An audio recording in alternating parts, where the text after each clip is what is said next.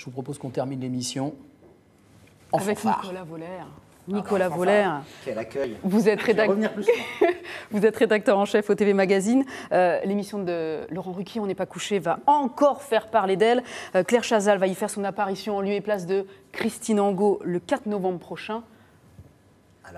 Pourquoi Claire Chazal? C'est la surprise, hein, franchement, la surprise de la semaine. Personne ne s'y attendait. Claire Chazal, l'ex-grande prêtresse des JT du week-end sur TF1, vous avez été son joker, hein, Laurence, pendant plusieurs années. Elle présente actuellement Entrée libre sur France 5. On le sait un peu moins, c'est à 20h20 tous les jours, je le dis quand même, sur France 5. Elle va donc remplacer Christine Angot seulement le temps d'une émission. C'est ce qu'a annoncé France 2 dans un communiqué qui était très officiel, mais vraiment très officiel, en disant que Christine Angot ne pourrait pas assurer le prochain numéro d'On n'est pas touché, car elle doit se rendre aux États-Unis. Alors l'absence est prévue depuis longtemps, c'est ce qu'a dit France 2 évidemment, avec son éditeur Flammarion, puisqu'elle doit, je cite, assurer la promotion de son œuvre aux États-Unis. Enfin, si l'on s'en tient exactement stricto sensu à ce que dit France 2, cette absence est donc prévue de longue date. Et il y a quand même, on a l'impression qu'il y a quand même... Anguille sous roche, baleine sous gravier, tout ce que vous voulez. Baleine sous caillou, ça vient d'où ça? Du Québec. N'importe quoi. Baleine sous caillou. Alors c'est une très bonne question. On peut se demander effectivement si cette absence de Christine Angot ne tombe pas très opportunément. Première raison, Christine Angot n'a pas de livre à promouvoir. Aucun livre ne sort, n'est prévu de sortir. Son dernier date de 2015 déjà, ça fait déjà 2 ans. Selon France 2, il n'y a non plus aucun lien évidemment avec la récente polémique lors du face-à-face très tendu, et je le précise parce qu'on oublie souvent, partiellement coupé d'ailleurs, au montage, avec Sandrine Rousseau, l'ex-porte-parole d'Europe Écologie Les Verts, qui était venue présenter son livre Parler, où elle racontait justement l'agression sexuelle dont elle a été victime. Et je rappelle également que dans toute l'histoire d'On n'est pas couché, qui date maintenant d'il y a 12 ans, ça a commencé il y a 12 ans, seul Michel Pollack avait été remplacé à 2 ou 3 reprises par Eric Nolot pour des raisons médicales. Il était très malade et il avait été remplacé. Donc c'est vraiment très rare. On sait que Christine Angot est très critiquée. On se souvient de cette passe d'armes lors de l'émission politique avec François Fillon sur France 2 pendant la présidentielle. C'est accroché avec des invités d'On n'est pas couché. Et en plus de ça, les audiences sont assez moyennes depuis le début de la saison. La plus grande audience depuis début septembre, je vous la donne en 1000, c'est le clash de Christine Angot et Sandrine Rousseau. Pourquoi ? Parce que le buzz a été fait plusieurs jours auparavant. On rappelle que l'émission est enregistrée le jeudi et diffusée le samedi. C'était 1,2 million de téléspectateurs et 20% de part d'audience. Dès la suivante, on était à 900 000, un peu plus de 900 000 et 17%. De là à dire que Christine Angot ne reviendra pas dans l'émission, il y a un pas que je ne voudrais pas franchir, mais on peut quand même légitimement se poser la question. Mais du coup, est-ce que Claire Chazal a une carte à jouer, même si au niveau des personnalités, on n'est pas du tout sur le même terrain que celui de Christine Angot? Mais aux antipodes, Laurence, je pense est bien placée pour le savoir. Claire Chazal, on le connaît, c'est la bienveillance, c'est la tenue, le calme, la discrétion, trop parfois. Hein, on lui a beaucoup reproché, notamment un feu nourri de critiques qui lui reprochait d'être parfois trop lisse, trop aimable, voire, pire insulte, complaisante, notamment avec les hommes politiques, dans les interviews qu'elle faisait. Ce qui est certain, c'est qu'il ne faudra surtout pas s'attendre à voir Claire Chazal faire du Polony, du Zemmour, du Salamé ou encore du Angot. Elle a une très bonne culture générale, elle connaît très bien l'art, le monde des spectacles, elle connaît la politique depuis longtemps. Mais à mon avis, Anne Moix va devoir mettre les bouchées doubles en ce qui concerne le buzz.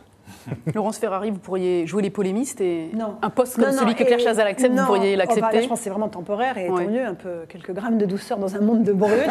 Là, vraiment, je crois qu'elle amènera effectivement autre chose. Après, c'est un poste qui génère énormément de violence. Je pense à Vanessa Burgraff. C'est extrêmement difficile. On prend vraiment des décharges sur toutes les semaines, des flots d'insultes. Je ne suis pas sûre que Claire Chazal ait envie de ça, après avoir fait le 20h. Mais encore une fois, c'est une émission compliquée. C'est une émission où il y a une espèce d'engrenage qui fait qu'il faut aller toujours de plus en plus loin. Donc, non, mais je regarderai avec grand plaisir la prestation de Claire. Laurence, Blue Sky, imaginons que vous ne faites pas tout ce que vous faites. On vous propose ça parce que vous êtes des interviews, vous en avez énormément. Vous avez interviewé tous les hommes politiques qui se présentaient à la présidentielle. C'était extrêmement compliqué. C'est pas quelque chose, c'est pas un challenge ou un match en disant non, je crois pas. Non, ça m'a pas été proposé. Ça ne le sera pas. Bon, on va être très honnête. Donc, je suis pas sûre que ce soit vraiment ce que j'ai envie de faire. Et c'est dommage parce que je pense que Laurence a le c'est ce qu'on se disait pour le faire et la culture suffisante pour le faire. Ça. Mais ce qui est compliqué, c'est toujours d'aller plus loin dans le buzz, Laurence, vous le savez. Et l'émission cherche ça. La productrice Catherine Marmin veut que l'émission fasse parler, fasse du buzz.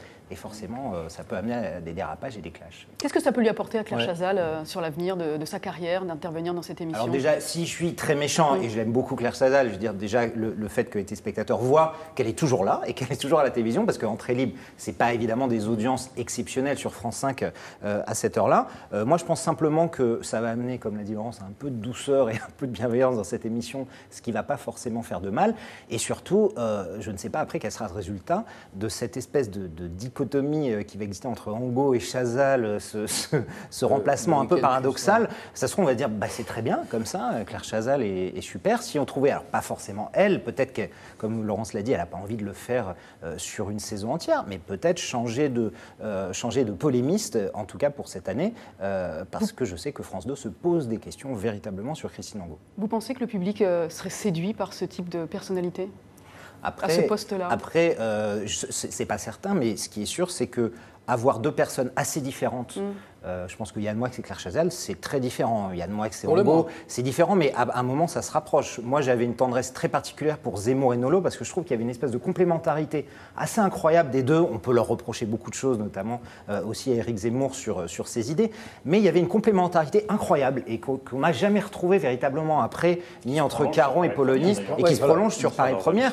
Ils sont très différents, ils ne pensent pas les mêmes choses, ils se complètent très bien. L'un était plutôt sur la politique, l'autre sur la culture, et les idées se complétaient bien. Je pense qu'on n'a pas retrouvé encore ce duo-là. J'aime beaucoup Yann Moix, mais je sais qu'il va arrêter à la fin de la saison, il l'a déjà annoncé.